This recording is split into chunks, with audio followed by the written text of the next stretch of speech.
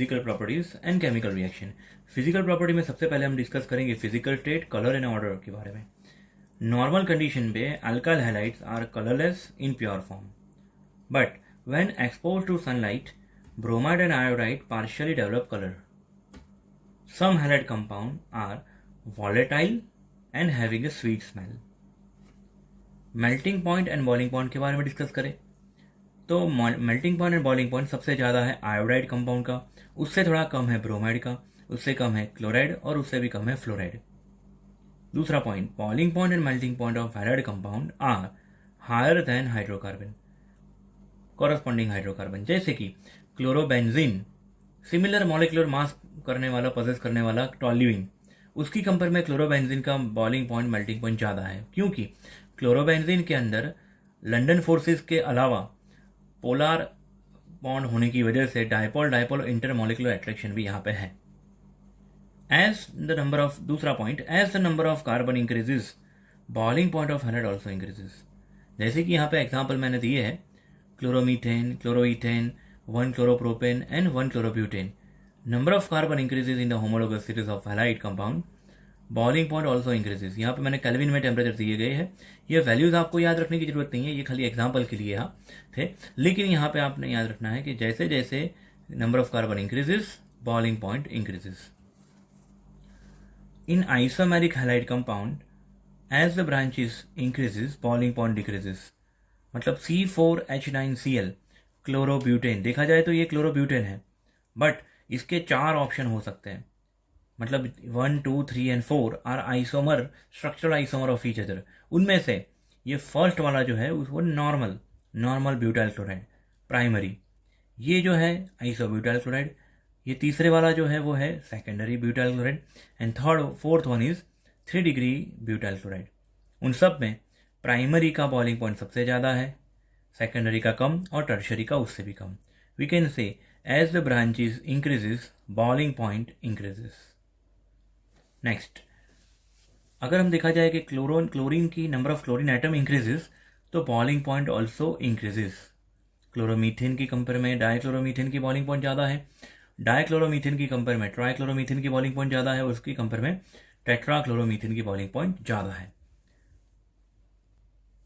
Next हम लोग देखेंगे C6H4Cl2, मतलब कि डाइक्लोरोबेंजीन के 3 derivatives, 3 different compounds, 1,2 dichlorobenzene, 1,3 dichlorobenzene and 1,4 dichlorobenzene, means ortho, Meta and para. उसके अंदर boiling point and melting point में डिफरेंट बिहेवियर है। बॉइलिंग पॉइंट में देख सकते हो आप वैल्यूज, ऑर्थो का सबसे ज़्यादा है, पैरा का थोड़ा कम, पैरा वाला का थोड़ा बॉइलिंग पॉइंट कम, और मेटा वाले का, ये सेंटर वाले का बॉइलिंग पॉइंट जो है सबसे कम है। दूसरी बात, अगर मेल्टिंग पॉइंट की बात करें तो मेल्टिंग पॉइंट सबसे ज़्यादा है पैरा वाले का, फिर ऑर्थो वाले का उससे थोड़ा कम, और मेटा सबसे कम।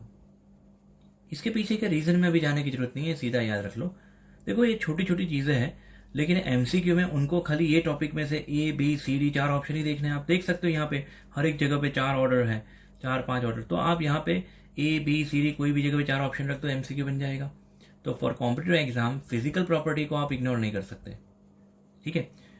दूसरा टॉपिक देखने जाए तो डेंसिटीज, आयोडाइड की डेंसिटी ज़्यादा है बॉइलिंग पॉइंट की, सिमिलर बॉइलिंग पॉइंट, उसकी तरह यहाँ पे भी आयोडाइड की डेंसिटी ज़्यादा है, ब्रोमाइड की थोड़ी कम, क्लोराइड की उससे भी कम, और फ्लोराइड, ये दो जो है फ्लोराइड और क्लोराइड, इनकी डेंसिटी पानी से कम है, मतलब पानी से वो लाइटर है, वो पानी पे फ्लोट होते हैं, जबकि ब्रोमाइड एंड आयोडाइड जो है उनकी डेंसिटी पानी से ज़्यादा है, वो पानी पे फ्लोट नहीं हो पाएंगे। As the number of carbon increases density decreases, मतलब कि मिथाइल डेरिवेटिव, मीथेन डेरिवेटिव की कंपेयर में इथेन डेरिवेटिव, उसका डेंसिटी कम होगा, इथेन डेरिवेटिव की कंपेयर में प्रोपेन डेरिवेटिव, उसका बॉइलिंग पॉइंट और डेंसिटी और कम होगा, मतलब डेंसिटी ये मैनर में डिक्रीज होगी। As the number of carbon increases density decreases. दूसरा point, as the number of halogen increases density increases, मतलब कि क्लोरोमीथेन की कंपेयर में डाइक्लोरोमीथेन की डेंसिटी ज़्यादा है, उसकी कंपेयर में क्लोरोफॉर्म की डेंसिटी ज़्यादा है, उसकी कंपेयर में कार्बन टेट्राक्लोराइड की डेंसिटी ज़्यादा है। दूसरा पॉइंट देखेंगे हम लोग dipole moment. You know dipole moment के बारे में 11th स्टैंडर्ड में हमने already polar bond non polar bond के बारे में डिस्कस कर चुका है। काफ़ी लोगों को ये लगता है कि fluoromethane having more polarity than chloromethane, लेकिन बच्चे याद रखो कि क्लोरोमीथेन की जो डाइपोल मोमेंट है वो ज़्यादा है compare to fluoromethane. The reason behind that is distance. Fluorine की कंपेयर में क्लोरीन का जो डिस्टेंस है, आप जानते हो mu is equal to Q into R, तो जो आर वाला फैक्टर है, डिस्टेंस वाला फैक्टर, वो क्लोरीन में ज़्यादा है। That's why the chloromethane having more dipole moment than fluoromethane. Then ये मैनर में डिक्रीज हो रही है।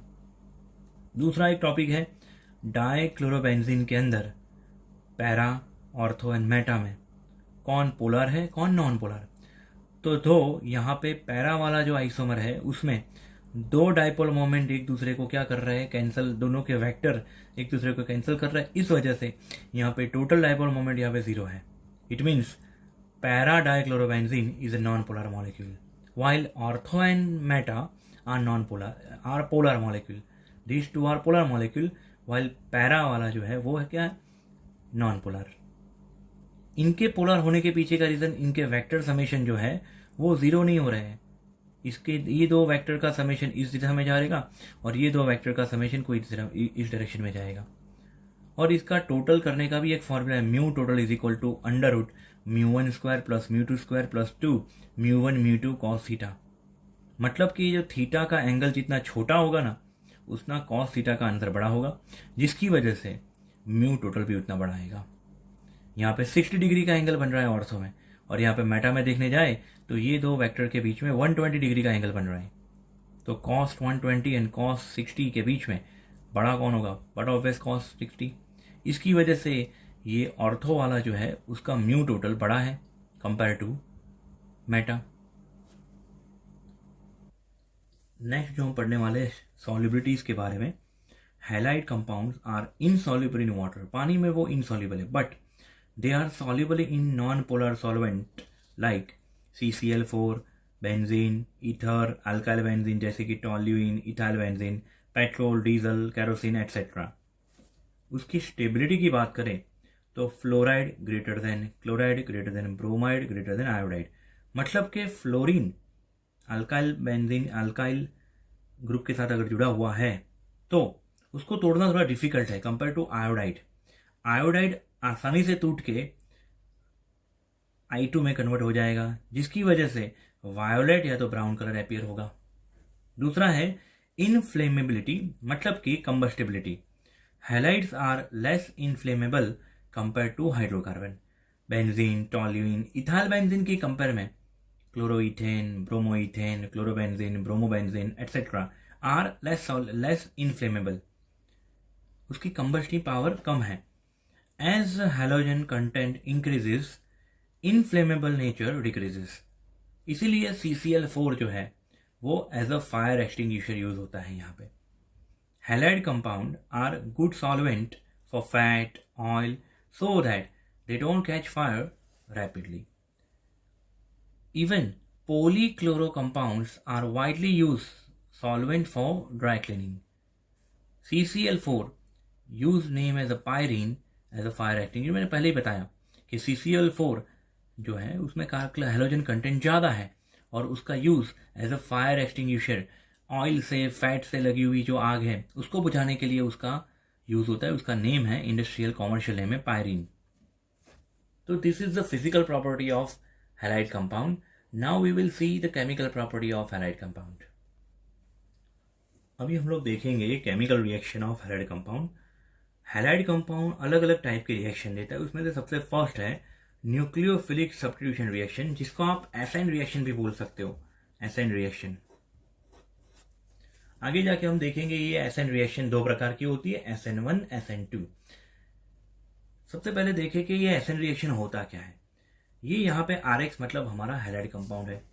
हैलाइड कंपाउंड के अंदर आप जानते हो कार्बन जिसकी इलेक्ट्रोनेगेटिविटी कंपेयर टू हैलोजन कम है, तो carbon become partial positive, halogen become partial positive due to higher electronegativity.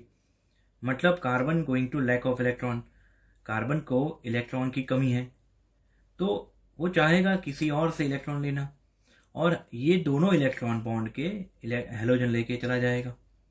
मतलब कि R जुड़ जाएगा Nu के साथ, मतलब कि न्यूक्लियोफाइल ने हेलोजन का सब्स्टिट्यूशन किया। That's why it is known as a nucleophilic substitution reaction. The whole reaction carried out by nucleophile so that it is known as a nucleophilic substitution reaction. यहाँ पे halogen जो है X, उसको हम बोलेंगे leaving group, nucleophile जो है upcoming group है, और X जो है हमारा यहाँ पे लीविंग ग्रुप है। तो लीविंग ग्रुप, कौन सा ग्रुप सबसे आसानी से लूज हो जाएगा? तो यहाँ पे आयोडाइड जो है वो आसानी से लूज हो जाएगा compare to bromide, compare to chloride, and fluoride सबसे लेस रिएक्टिव, मतलब कि वो इतना आसानी से दूर नहीं होगा। दूसरा, यहाँ पे रिएक्टिविटी की बात करें तो ये रीजन के चलते हुए रिएक्टिविटी सबसे ज्यादा न्यूक्लियोफिलिक रिएक्शन में सबसे ज्यादा रिएक्टिव कौन होगा? तो कि आयोडाइड। उसके कंपेयर में लेस रिएक्टिव होगा ब्रोमाइड, उससे लेस रिएक्टिव क्लोराइड, और सबसे लेस रिएक्टिव होगा फ्लोराइड। यहाँ पे डिफरेंट रिएक्शन बताई गई है।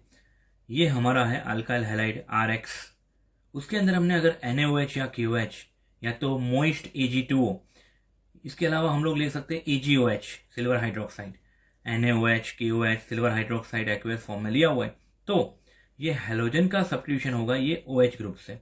तो here OH minus is my nucleophile goes inside, halogen come outside and alcohol will be form. अगर RX के 2 मॉलिक्यूल है हमारे पास और ड्राई Ag2 है सिल्वर ऑक्साइड, तो एज अ प्रोडक्ट हमें मिलेगा ROR means ether and plus 2 AgX। ये रिएक्शन जो यहाँ पे नीचे है R-ONA, मतलब के सोडियम अल्कोक्साइड। ROH होता तो उसको हम अल्कोहल बोलते हैं, लेकिन R-ONA है मतलब sodium salt of alcohol, sodium alkoxide. This circle portion, मैंने जो रेड सर्कल किया हुआ है वो पोर्शन बनेगा न्यूक्लियोफाइल। ये न्यूक्लियोफाइल जुड़ेगा R के साथ, X एंड सोडियम जुड़ के बनाएंगे NaX, मतलब कि हमें यहाँ पे मिला unsymmetric ether, and the reaction is known as a Williamson synthesis, preparation of unsymmetric ether. ये यहाँ पे जो डिस्कस किया है R-C≡C माइनस Na+, मतलब के सोडियम सॉल्ट ऑफ अल्काइन, लेकिन कैसा अल्काइन है यहाँ पे? जिसके टर्मिनल पोजीशन पे ट्रिपल बॉन्ड हो, मतलब कि हमारा alkyne should be such a kind in which terminal position at the end of the molecule should be triple bond। और उसका सॉल्ट बनाया हुआ है हमने NaOH के साथ रिएक्ट करके या NH2 के साथ रिएक्ट करके, सोडियम मेटल के साथ रिएक्ट करके हमने ये सॉल्ट बनाया हुआ है। ये सॉल्ट की रिएक्शन अगर हम RX के साथ करवाएंगे तो सोडियम का यहाँ से रिप्लेसमेंट हो जाएगा। ये जो नेगेटिव आयन है, ये negative ion act as a nucleophile and the negative ion attach with R, तो bigger alkyne will be form. तो ये रिएक्शन जो है वो कहाँ काम लगने वाली है? इवन 11th स्टैंडर्ड में हम लोग ने ये देख लिया था कि अल्काइन की चेन बढ़ानी हो, उसकी लेंथ बढ़ानी हो, तो उसके अंदर ये रिएक्शन काम आ सकती है। समझो हमारे पास इथाइन है, उसमें से प्रोपाइन बनाना हो, या प्रोपाइन में से और लंबा अल्काइन बनाना हो, बिगर अल्काइन, तो उसके लिए ये रिएक्शन काम लग सकती है। दूसरा, हैलाइड कंपाउंड के अंदर हमने ऐड किया अगर excess amount of ammonia, excess amount of ammonia add करने से we obtain primary amine, 1 degree amine. यहाँ पे अमोनिया खुद act as a, we know ammonia is a nucleophile, तो ammonia as a nucleophile act करेगा, carbon पे ऊपर attack करेगा, RNH3+X-, एंड फिर उसमें से आगे जाके हमें मिलेगा प्राइमरी अमाइन, 1 डिग्री अमाइन। दूसरी भी और रिएक्शन है यहाँ पे, अगर अल्काइल हैलाइड के ऊपर हमने अटैक करवाया KNO2 या तो NaNO2, K+NO2-, NO2- act as a nucleophile, it is attached with R, and X combined with K, it will gives KX। मतलब कि यहाँ पे NO2 में से ऑक्सीजन को मैंने यहाँ पे जोड़ के रखा है, क्योंकि KNO2 में K+ONO-, तो ऑक्सीजन यहाँ पे जुड़ेगा कार्बन के साथ।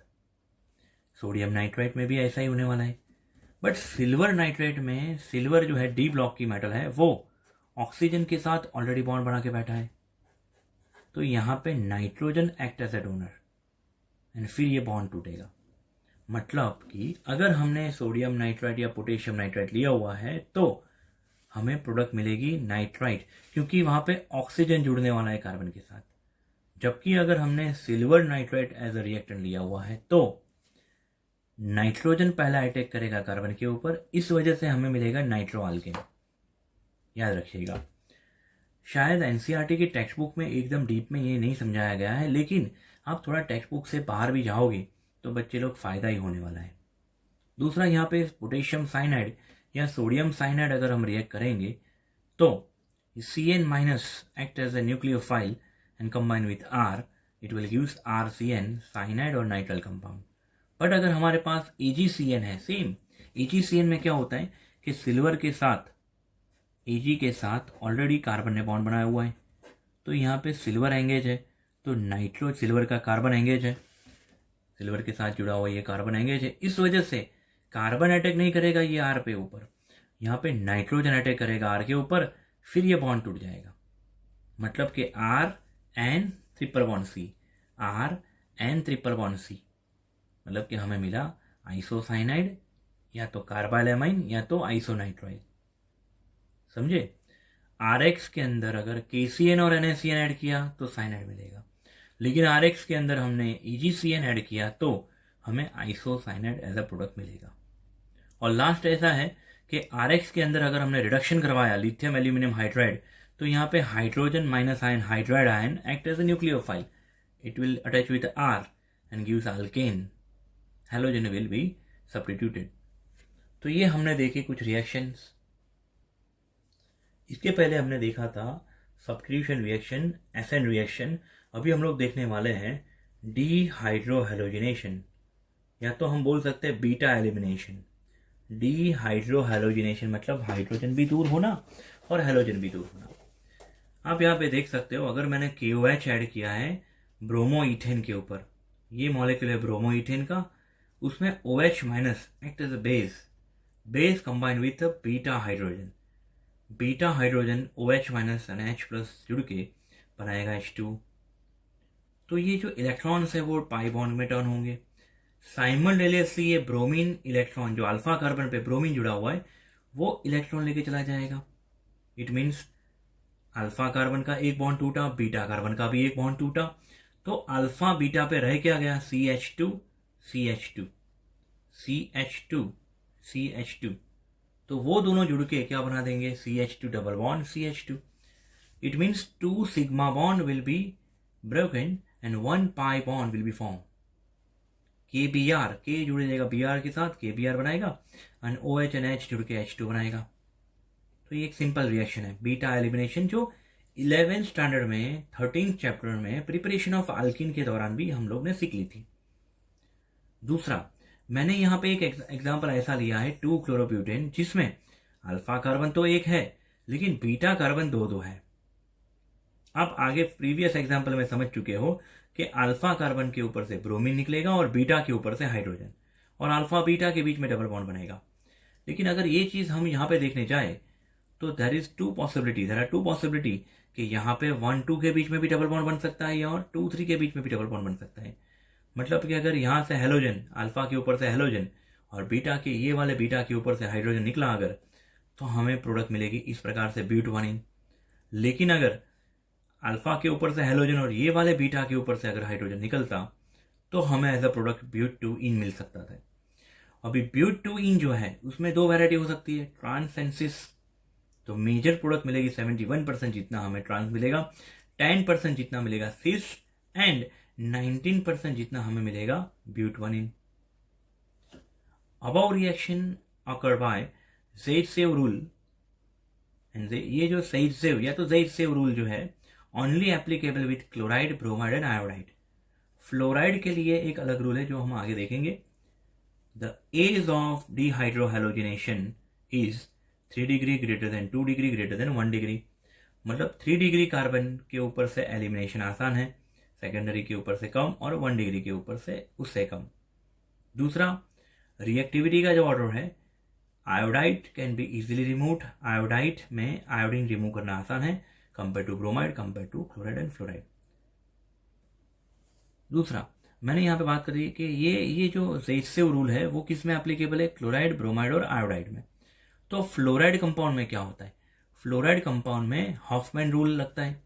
हॉफमैन रूल मतलब क्या, आप समझ रहे हो, यहाँ पे सेजलेव रूल में ये था कि डबल बॉन्ड जो है हमारा, डबल बॉन्ड के आजू बाजू में मोर सब्स्टिट्यूशन, यहाँ पे आप देखोगे डबल बॉन्ड के आजू बाजू में दो अल्काइल ग्रुप है, और यहाँ पे डबल बॉन्ड के बाजू में सिर्फ एक ही ग्रुप है, इथाइल। यहाँ पे डबल बॉन्ड के आजू बाजू में कितने, 2 मिथाइल है। तो यहाँ पे लिखा है कि more highly substituted alkene is the major product. ठीक है, लेकिन हॉफमैन रूल में ये नहीं है। हॉफमैन रूल में आपको ये देखना है कि बीटा कार्बन, वो वाले बीटा कार्बन से ऊपर से हाइड्रोजन निकलेगा जो मोर एसिडिक होगा, क्योंकि हाइड्रोजन निकले मतलब एसिडिक नेचर हो गया। तो ये वाला जो अल्फा कार्बन है, बीटा कार्बन है, ये बीटा कार्बन के बाजू में डोनर है, एसिडिक कैरेक्टरिस्टिक कार्बन के साथ जुड़ा हुआ है मिथाइल ग्रुप डोनर। तो यहाँ पे एसिडिक स्ट्रेंथ कम होगी, जिसकी वजह से ये वाला बीटा के ऊपर से हाइड्रोजन निकलना थोड़ा डिफिकल्ट है कंपेयर टू दिस बीटा। ये वाले बीटा कार्बन के ऊपर से हाइड्रोजन निकलना आसान है, क्योंकि ये खाली मिथाइल है, यहाँ पे कोई अनदर डोनर ग्रुप है नहीं। तो इसका मतलब यहाँ पे ब्यूट-1 मेजर प्रोडक्ट होगी और ब्यूट-2 एज अ माइनर प्रोडक्ट हमें ऑप्टेन होगी। यहाँ पे नेक्स्ट हम लोग देखेंगे एलिमिनेशन वर्सेस सब्स्टिट्यूशन। एक चीज याद रखिए कि एलिमिनेशन में आपको क्या करना है, 2 एटम, 2 बॉन्ड को तोड़ना है। जैसे यहाँ पे आप देख सकते हो, एक तो ये हाइड्रोजन वाला बॉन्ड अंदर शिफ्ट करना है, दूसरा ब्रोमीन निकल जाना है। मतलब कि यहाँ पे बॉन्ड का जो तोड़ फोड़ है वो ज्यादा है, यहाँ पे एनर्जी थोड़ी ज्यादा रिक्वायरमेंट होगी एलिमिनेशन में। जबकि सब्स्टिट्यूशन इज इजी। सब्स्टिट्यूशन में आपको एक बॉन्ड तोड़ना है और उसी जगह पे एक नया एटम, नया ग्रुप को लाना है आपको। तो ये मैंने एग्जांपल लिया है ब्रोमोप्रोपेन, 2 ब्रोमोप्रोपेन। 2 ब्रोमोप्रोपेन में अगर मैंने weak base CH3COO- Na+, sodium acetate, acidic acid compare to alcohol strong acid है, लेकिन उसका जो सॉल्ट है कॉन्जुगेटेड बेस जो बनेगा वो वीक होगा। और अल्कोहल जो है वो वीक एसिड है, लेकिन उसमें से जो सॉल्ट बनेगा, उसमें से जो कॉन्जुगेटेड बेस बनेगा वो बेस होगा स्ट्रॉन्ग। तो अगर आपने स्ट्रॉन्ग बेस लिया हुआ है तो it favour elimination and alkene is a major product while substituted product is minor product। But अगर आपका बेस वीक है तो ऑलमोस्ट 100% या तो नियर बाय 100% आपको क्या मिलेगा, सब्स्टिट्यूशन। यहाँ पे एलिमिनेशन नहीं हो पाया क्योंकि आपका जो रिएक्टेंट है वो वीक बेस है। तो याद रखिएगा, एलिमिनेशन डिफिकल्ट है, सब्स्टिट्यूशन आसान है। तो जब आपने वीक रिएक्टेंट यूज किया हुआ है, वीक रिएक्टेंट, तो सब्स्टिट्यूशन हुआ, लेकिन जब आपने स्ट्रॉन्ग रिएक्टेंट यूज किया तो एलिमिनेशन होके एलिमिनेटेड प्रोडक्ट आपको ज्यादा मिली। यहाँ पे नेक्स्ट रिएक्शन हम देखने वाले हैं जो प्रीवियसली टॉपिक में हमने डिस्कस किया कि स्ट्रॉन्ग रिएक्टेंट यूज किया हुआ है तो वो एलिमिनेशन की फेवर करेगा, वीक रिएक्टेंट यूज किया है तो वो सब्स्टिट्यूशन का फेवर करेगा। C2H5O- is strong base compare to ethanol. तो यहाँ पे C2H5ONa सोडियम इथॉक्साइड हमने अगर लिया हुआ है तो एलिमिनेशन का फेवर ज्यादा करेगा और सब्स्टिट्यूशन कम मात्रा में होगा।